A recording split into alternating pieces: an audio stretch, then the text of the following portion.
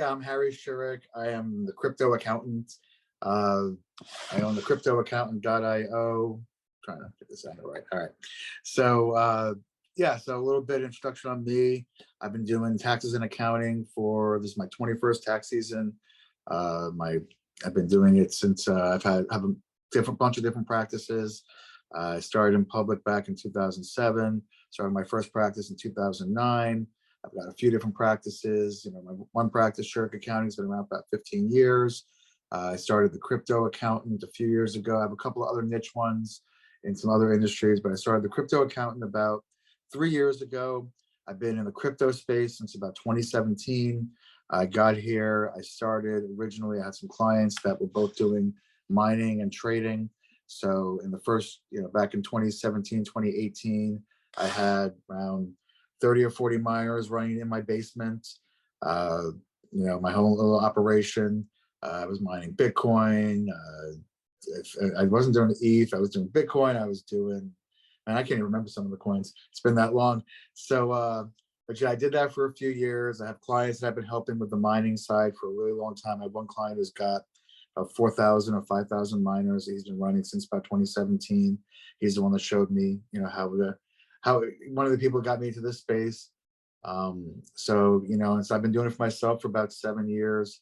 Got into the crypto accounting space about 3 years heavy on a mass scale when DeFi popped, and there was a lot of need out there. I also have, you see the logo here. Crypto Accountant is my one company, and Block 10 is my other. That we do mining. We offer mining on a enterprise turnkey enterprise scale. So we can get you set up in one of the containers that it looks like I'm sitting in right now, and we can get you one of those, making your own Bitcoin. All you have to do is sign up and buy the unit, and the rest is all handled for you. So you have to get us a wallet and tell us where to send it. But so as far as crypto mining, the reason we're talking about crypto mining right now, why it's hot, obviously, the halving is coming in April. That's a huge thing in this industry.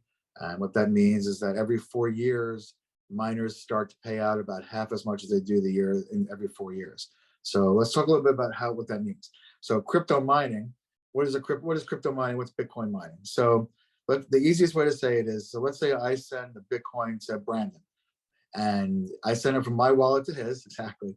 And before it gets from my wallet to his, it goes through a set of confirmations. Same way as if you go to a supermarket and you buy $100 worth of groceries, and you swipe your little card on the little reader at the grocery store before they get a little authorization code before they give you your groceries to leave. Same thing happens with Bitcoin, except there's a bunch of computers in the background, the miners, and what they do is they run on different networks. And so when I send my Bitcoin to Brandon, before it gets to his wallet, it's going to get confirmed about 6 times on the Bitcoin network. And every time one of those confirmations gets done by one of these miners, the miner gets paid in a little tiny bit of Bitcoin. And that's how new Bitcoins are created. That's where they all come from. And so every 4 years, the payouts on those types of transactions halves, and that's the way that Bitcoin is programmed, the algorithm, to make it last until about 2140, that the miners can still create new Bitcoin. We've created around 19 or 20 million Bitcoin right now. 20 million or 21 million is the max, I believe, 21. So, it's going to take another 100 years to mine the rest because of these halvings that are going to come up. So, and these halvings have a lot to do with the price increase that we see now, because obviously as it becomes rarer to mine Bitcoin, it becomes greater in value. So, some of the accounting considerations that we want to talk about, really, what is revenue? What are expenses? What are the deductions? Revenue in a Bitcoin mine is what we just said. When it validates a transaction, you get paid in the Bitcoin. And then that Bitcoin, the minute you get paid, that has a value, and that's income. So if you get paid $10 worth of Bitcoin today and you hold it, it's worth $10 until you sell it. Now there's another game that comes into that income. There's another piece of that process, which is, let's say I hold that Bitcoin for a month, and now when I sell it next month, it's worth $15. So now my income is actually going to have 2 parts of it. It's going to be the $10 that I received to start when it was first mined, and then it's going to be the increase or the gain of that $5 in that window of when I hold it till I sold it. And those are going to be taxed two different ways, obviously. One's going to be taxed as ordinary income for the business or personal, however you set up. And the other one's going to be taxed as a short-term gain on that $5. So, and that's going to happen a lot of different times throughout the process. And that happens with all coins. You have to recognize income when you first receive the coin, whether you sell it or not. A lot of people, there's a misconception that, if I hold crypto and I don't do anything with it, and I keep it in my wallet and I don't turn it into fiat, then there's no taxation. Well, that's not true. It's you receive the income, and depending how long you hold it and how long you keep it. Libby, how are you? So, someone in there? That was. That was interesting. Okay. So, as far as expenses in mining, the typical expenses you're going to have in crypto mining are going to be your electricity is going to be your biggest, besides the miners. Miners are your biggest initial investment, but over time, electricity will be your biggest expense. And so that's where a lot of miners have trouble. When the market drops, a lot of miners use their Bitcoin revenues to pay for their electricity. So they'll sell, let's say the miner, that the containers we're talking about back here, make around 2 or 3 Bitcoins per month, depending on the hash rates and the competition. And out of that, let's say you're selling half of that to cover your electricity. So when the market dips, that's where we saw a lot of miners. And every time the market dips every couple of years, you see a lot of miners go out of business because all of a sudden their revenues don't cover their costs. So part of being in crypto mining for the long run is having the money to really keep your operations afloat. It's not just buying miners. It's not just getting set up with the equipment to set up the miners, to run them. It's also having that operating capital to pay for that electricity to keep it going, even when the dip comes and you're actually losing money, because the whole point of Bitcoin mining is if you believe that Bitcoin's going to do what everyone says it's going to do and go to 6 figures, 7 figures in the future, then what you pay for it today for the mining becomes irrelevant. If you can keep yourself there. Was there a question?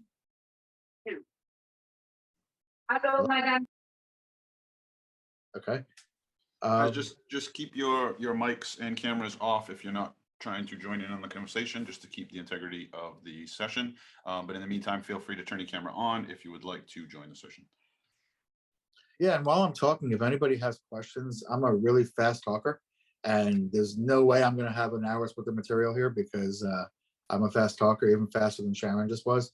So, but we can definitely answer questions about, write-offs and how to, account for different parts of this process. One big thing right now, one of the reasons that it's also a big opportunity right now with is there's bonus depreciation available. And so when you buy your mining equipment, you actually have a big percentage of your write-off in the first year once it goes into place. So you can actually, people who right now they're actually looking at putting back retroactively, making depreciation 100% again. So right now it's 60%. So let's say you spend $1 million on mining equipment and you get it set up this year and running, not including all of your other costs, your equipment to run it, the storage, the centers of power. You can take 600,000 of that million, and you're going to get a write-off in year one on your tax return against your income for this business. So that's a huge opportunity, especially with the outlay that comes with this operation. That's something that didn't happen years ago when I got into crypto in 2017, 2018. We didn't have these write-offs. These write-offs kind of came around that time. So when people first got in, it was a whole different game. Now that there's so much commercial activity in Bitcoin mining, back when I started in 2017, 2018, it was people like myself and Brandon and other people who basically sat in their house with miners and machines and ran it in their basement. And now you've got people like BlackRock who have a huge, BlackRock and Fidelity and all these big companies who have the ETFs.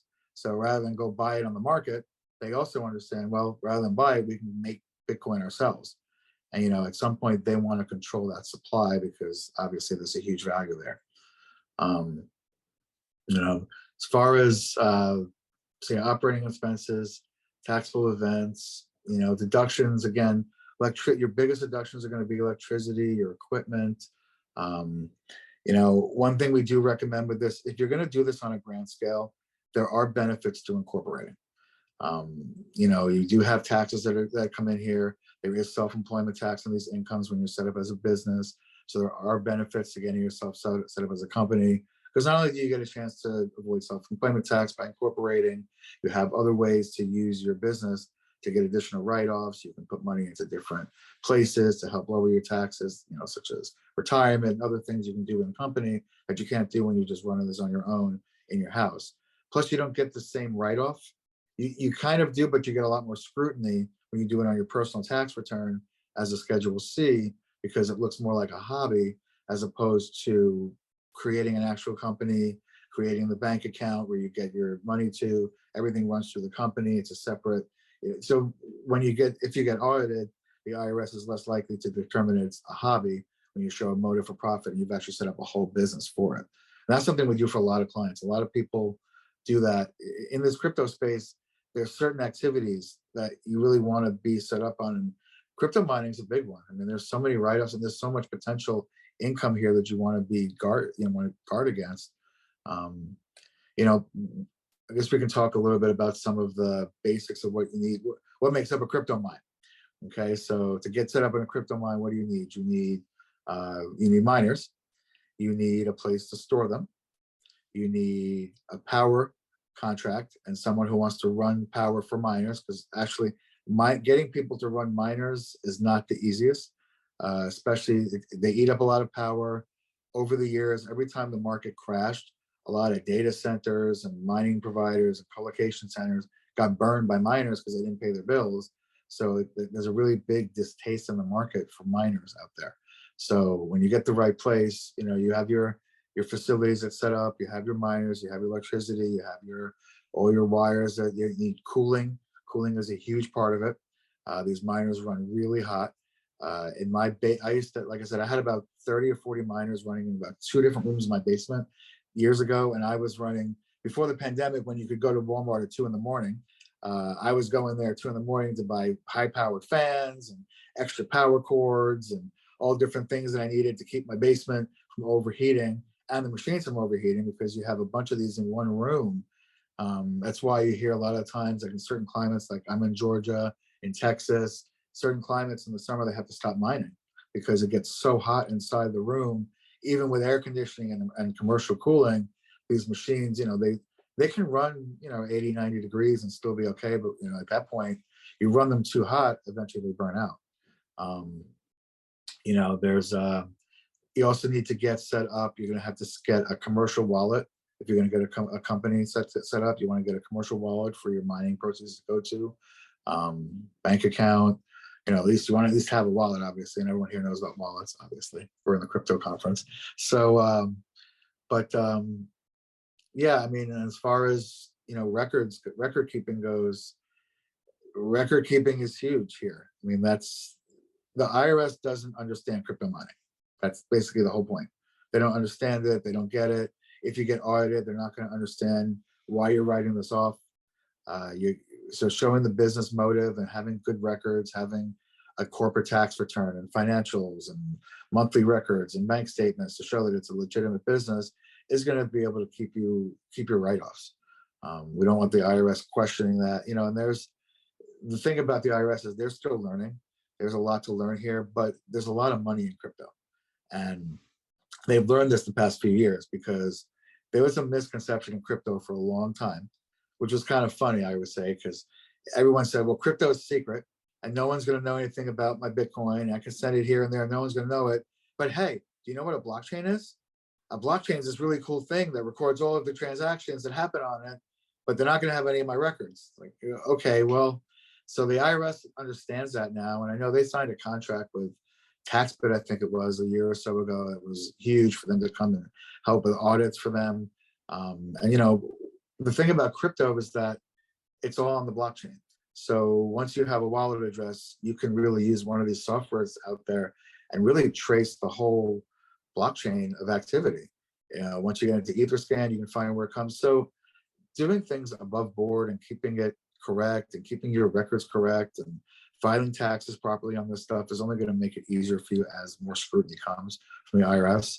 And really, it also gives you a better business model. You know, you're creating a business that has value. It's literally making money.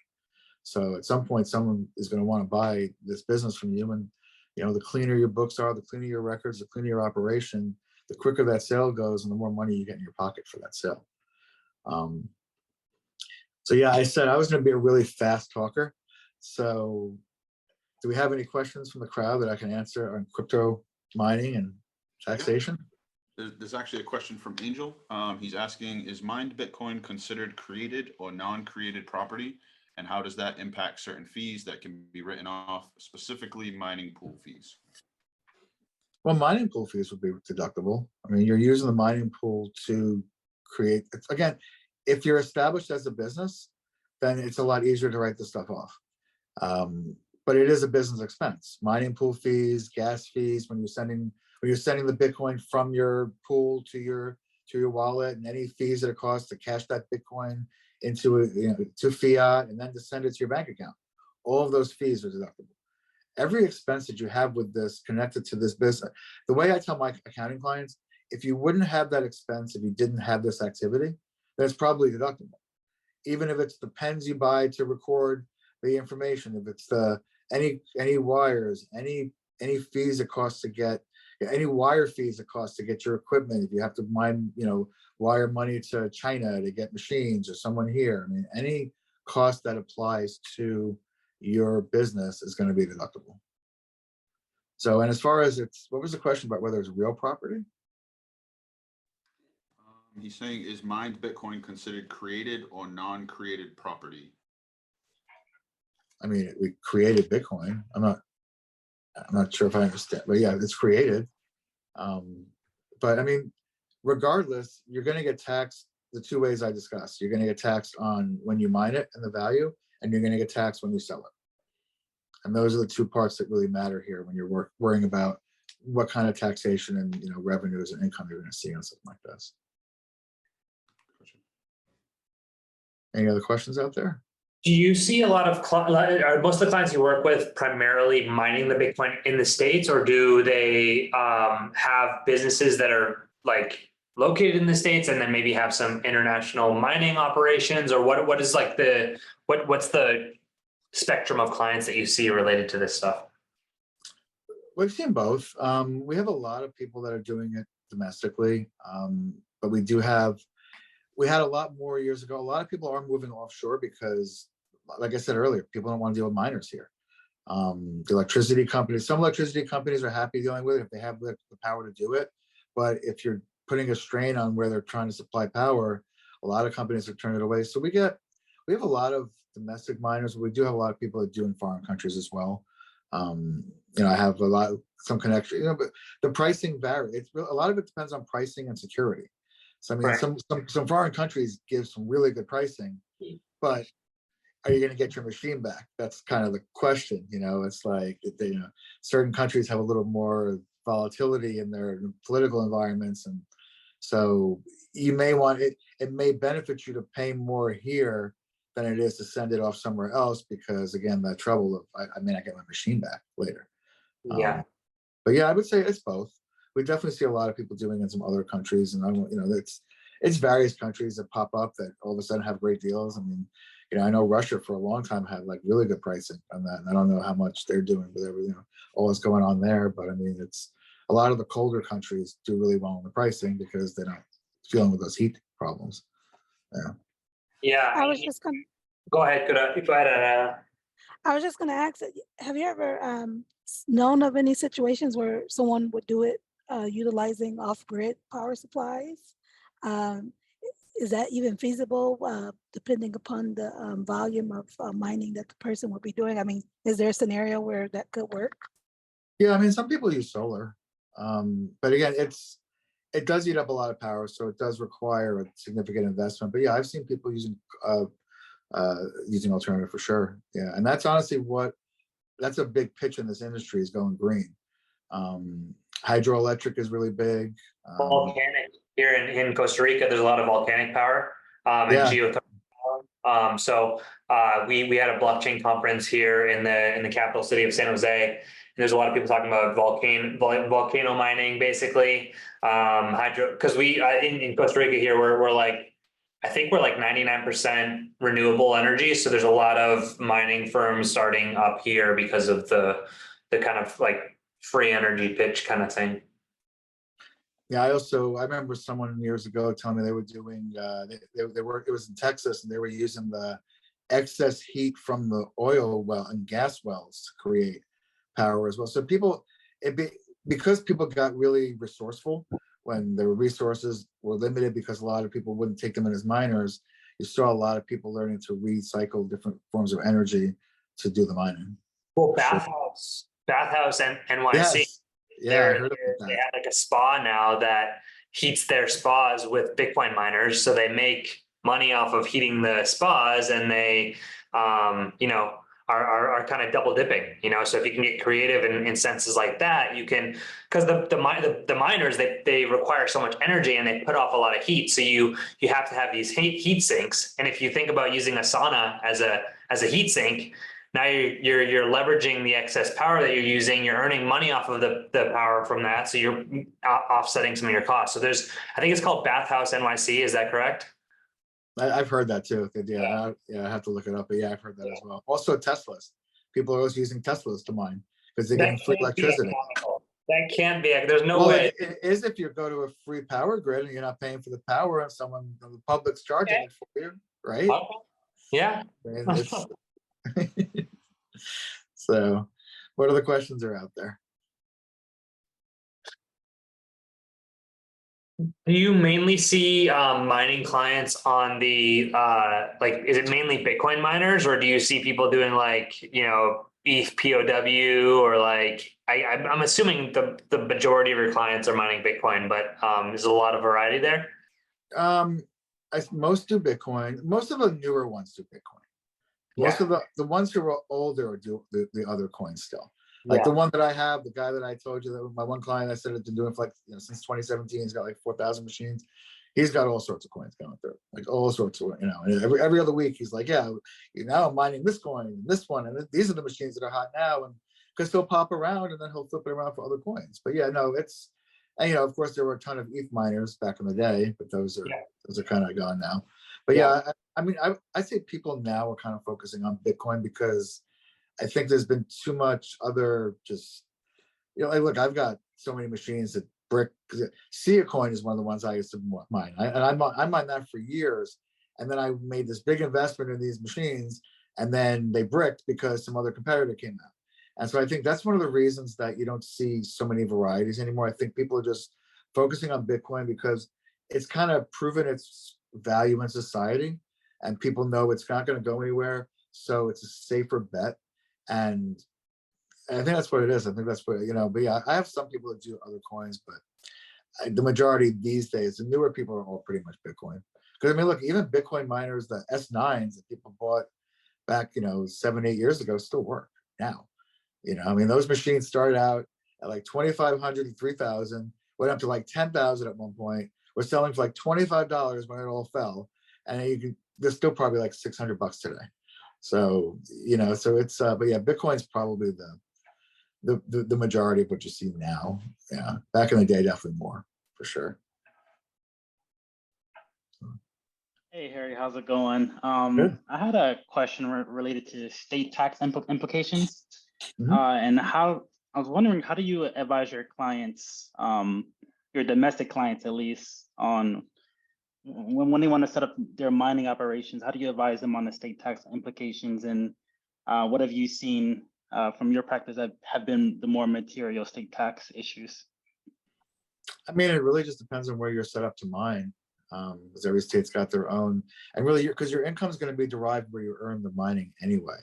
So, you could set up in, the whole Delaware thing, setting up in Delaware, but you're still, if you're mining in New York, well, New York's still going to get paid for what you're doing in New York. So, it really just, that's what's tricky about mining, is that it's not only just where am I mining, where am I going to be able to sustain the mine, it's where am I going to pay the least amount of taxes. So, which is why people go, Florida is really big on mining. But Florida also gets hot at certain times of the year, so they have to shut down. But there, and then there's other taxes. If it's not income tax, when there's no income tax, the other taxes are higher. So when you're set up as a business, you're going to get clipped on other sides. So it really just depends on. It's hard to give a general answer to your question because it's really, you're kind of on the tax advice border there. So really just depending on the individual situation, there's ways to navigate all different states' rules. Just depends really on the structure and how you're set up. If that makes sense. Awesome. No, I appreciate that. And I also want to give you a shout out because I wasn't familiar with the crypto CFO until today. You made your LinkedIn post, so now I signed up. I'm a member and excited to learn more. Awesome. So there you go. Nice. Great to have you. Looking forward to connecting in the community too. Nice. Any other questions for Harry while we have him? Anything related to mining, tax, accounting, anything he may be able to help with? Are you answering cannabis questions today too? Or? I mean, I could. Just do it all. So Josh is asking, would you consider helium mining or staking? Helium mining or staking? Well, it was mining at first, but then because of what helium was crazy though. What happened with helium? There was a whole thing there. The miners were everywhere, and then they basically just went away, and values dropped. And I mean, if you're mining it, I mean, staking would be if you can't touch it, you're getting interest out of it. I'll be honest, I don't remember what happened with helium. I know that helium was popular for a minute. They're doing like decentralized Wi-Fi now. They're like DPIN, I think, decentralized physical infrastructure. Originally, it was I forget what those like I think to answer Josh's question, I believe it was mining originally. I don't know what the new direction the project has taken. What is going on now? But I do know that it's something to do with Wi-Fi and 5G, so that you can have like a decentralized Wi-Fi network effectively. Yeah, I mean, it was mining at first. I know that, but I don't know if anything. Same with you. I don't know anything that they've changed recently. Yeah. How about any upcoming regulatory changes or anything that you see in the near future that you think may be a hurdle for this specifically? What's tricky is that there's so many threats of things coming, but in the tax world, as it's like they come and they go and they don't come. It's like I always use a story years ago. I remember a client came up to me one time and they're like, "What do you think of the Christmas tree tax they're going to pass?" And I was like, "What's the Christmas tree tax?" They're like, "Yeah, the Christmas tree tax. This like has it passed?" And I said, "No," and I don't really pay attention to it. It's kind of like that 1099 thing that came out. They said that all the brokers were going to have to send 1099s to everybody that trades and every transaction, and everybody lost it. But that same thing happened, and so that got delayed. But that same thing happened in regular business world years ago. Probably it was when I was in my last firm. It was a minute ago. It was probably 10, 15 years ago, when they were saying everybody every vendor you paid had to get a 1099. And us accountants were like, yes, all right, that's going to be 500 1099s for everybody, every client. And they took it away. And I think the biggest thing, I mean, there's been a lot of regulations pushed through lately. I think my big thing is I think that the bonus depreciation is big, especially when it comes to mining, because that was 100% 2 years ago, 80% last year, 60% now.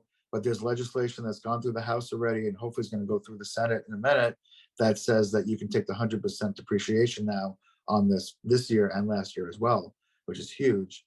And I think that the big thing is regulation and audits. I really truly believe that audits are coming.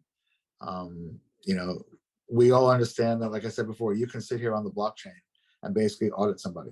You don't even have to leave your house. You can literally just get one transaction to find it. And I think that regulations, everybody has to worry about the different laws. It's not gonna. I think that the big thing is being ready for that audit and making sure that you're claiming your crypto properly, not just in mining. We still have a lot of people that claim that they didn't turn it into fiat, so it's not going to be taxable, and we all know that's not true. And so that argument doesn't hold. And when people come, it's in years like this that we see more people kind of come up and say, "Hey, I got to file some taxes because I'm going to make some money this year." And the thing about this is it's a blockchain. And if you have, when we file tax returns, we do a form that says, okay, well, if I sold a Bitcoin in 2023, this is the date that I sold it on March 1st, 2023, and I bought it on March 20th, 2017. And it's on that form. So if people are only filing taxes in 2023, well, then you didn't file any crypto any other year. Well, then under audit, they're going to know that you have that there still. So you leave yourself open. So I feel like the regulations are important, but they come slowly. I think a lot of them are to scare people and keep them kind of away from crypto and keep them kind of, there's a lot of FUD out there for crypto still, while the United States buys crypto. And, I think that I think that keeping above, just keeping on, understanding the rules, the wash sale rules are big. I think the ETFs are going to be interesting because they're saying that the ETFs could somewhat be wash sale rule affected. I saw something that said it wouldn't be company to company, but so there's some interesting things happening because that's going to change the game a little bit. You're going to get a lot more investors in the ETFs that weren't in this before, and that's a different type of investing than going onto a wallet and moving money around. So taxation is going to look a little different. Sure. I have a question about that. So, what do you think the implications of the ETF getting approved will have on Bitcoin mining? Because now you have these big players like BlackRock that have a vested interest in Bitcoin, and they presumably have to go acquire it they have to go acquire it in order to fulfill the demand of their ETF. So, do you think that there's a use case for them to spin up mining operations in order to acquire that? And what do you think how do you see that kind of unfolding, especially with the security of the network as a whole, when you have these massive players? If they do set up mining operations, now they could have pretty substantial network impact. No, they're already doing it. I mean, they're already investing. They're already in the industry. They've already started mining. They're investing in mining operations. They're buying out little. I know people. Again, my Block 10 company. We have a couple of vendors we deal with that we buy these pods and miners from, and we already know people that have been invested by those companies. That BlackRock has put shares in there. Some of these big companies have, because it just makes sense. Why would you pay fees to get something that you can make yourself? And the difference is, like I was saying before, even if it dips again, it doesn't matter for them. The power cost doesn't matter. It's nothing to them, so they can eat it all day long. So even if the market dips again after this halving, it doesn't matter because they can withhold it in the long run. And, what you said, I also feel like not only the supply, but also the price. I mean, I feel like these big institutions holding it, this is not the same game as it was in the past. They've kind of fudded the little guy out of their Bitcoin for the most part. Every time it dropped, people sold it. So, I mean, the biggest holders are now these big corporations like Grayscale and, BlackRock. And I mean, they own the most. So they're trying to corner the market on it, which basically keeps it valuable because, it also gets, I don't know if you remember the Binance days when, we were trading at like 4 a.m. and you got stuck on a whale, right? The whales had you stuck and you couldn't sell your stuff because it was like 2 or 3 Satoshis difference there. And they were just dumping massive amounts over and over, just making money while yours was just going away, and that's kind of what I see happening here now is that you have these huge players that control the massive supply of Bitcoin. They have the majority now. So, if BlackRock wants to go and sell 100,000 Bitcoin, that's going to affect the market price. So they could sell it, drop it, go back, buy it again, and people just lose in the process. So it's going to be an interesting game now that these ETFs are improved. And I know that but yeah, the mining, the mining is going to get very competitive now. And mining also got competitive. People doing ordinals, which made the mining a little bit more active now. So you have a lot more on the network. So you have a ton more hash power going after a lot less Bitcoin because of the halving. So which is funny because if they would have gotten in years ago, they would have been so much further ahead of the game because they would have been, it was like 3.25 per block right now. I think it is, and it was 6.5 and 12, 13 before that. So, yeah. Yeah. We have a few more questions from the community. Can crypto mining operations qualify for research and development tax credits if they are innovating in the space, such as developing more efficient mining algorithms or hardware even? I think that would be an argument. Sure. Absolutely. Yeah, for sure. How does participating in a mining pool affect tax reporting and obligations, if at all? Well, I mean, you're going to get taxed on your income. I mean, if you're in a pool, you're part of your mining. So, it's what, again, the two taxes you're going to have are the mining, the income from the mining, and then whatever gains there are later when you sell the Bitcoin.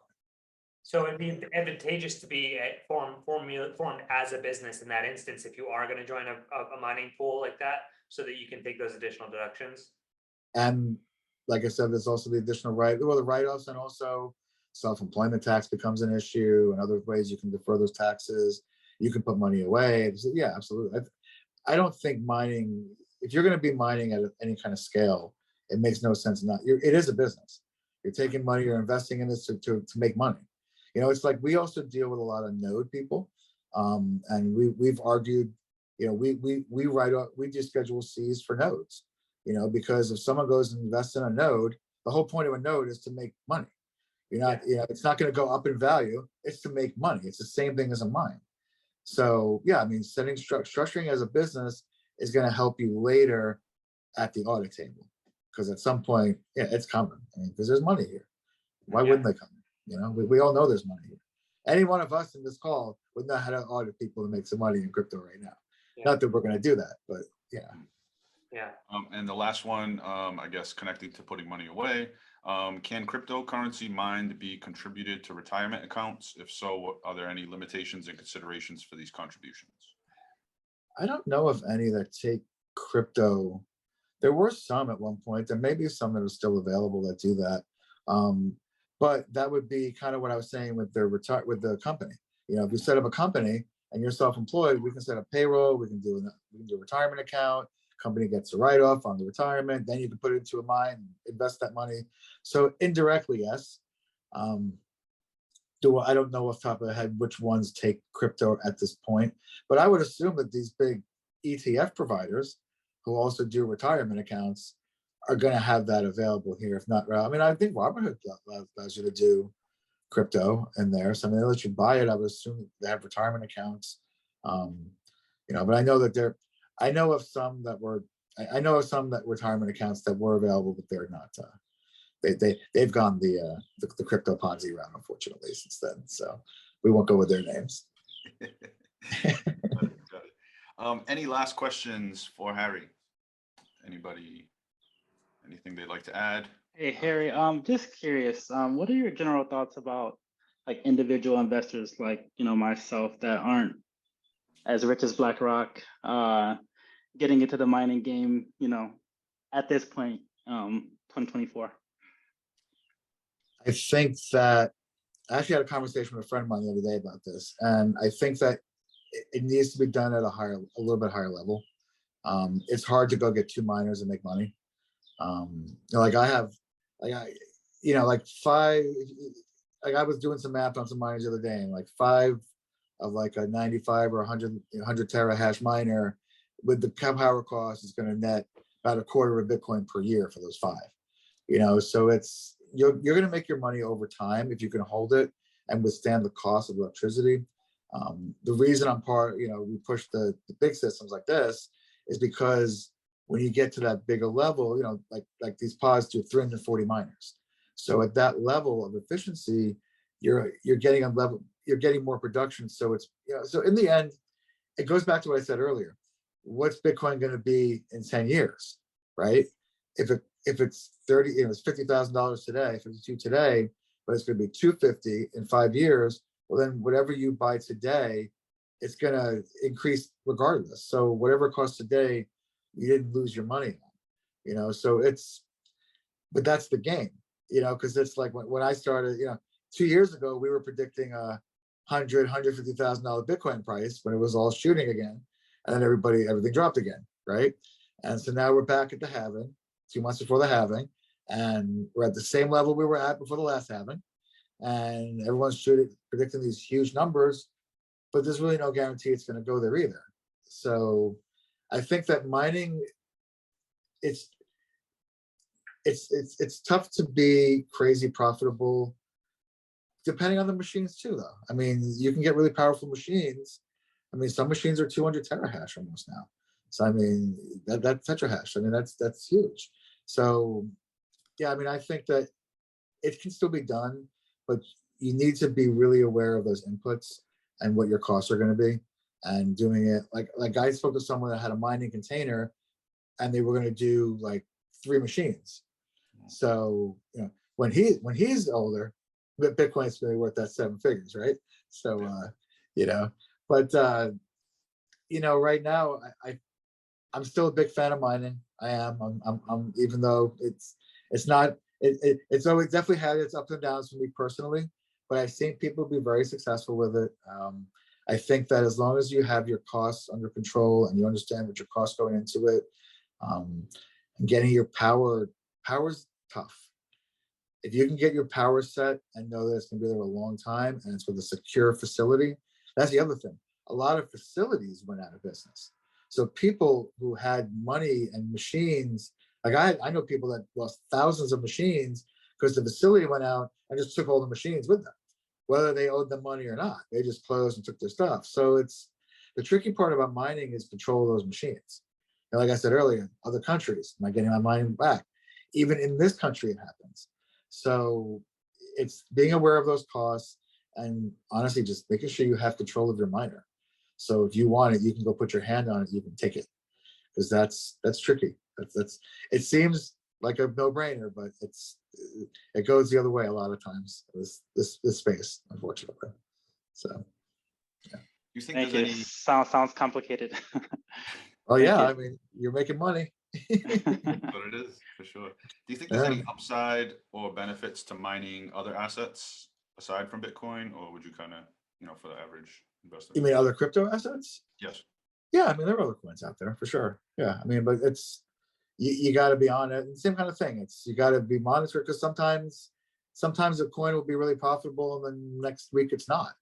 So, but no, there are definitely other coins. Like I said, my one client, he's not mining just Bitcoin. There's other ones, and I won't mention any other here, but because I'll do that and everyone will buy miners and it'll drop tomorrow, right? So, I just bought one while we were exactly. Sorry, but yeah, no, there's definitely other. I will say I kind of kicked myself for not mining ETH back in the day. I think that was really a big opportunity. If I look back at it, that would have been a good one.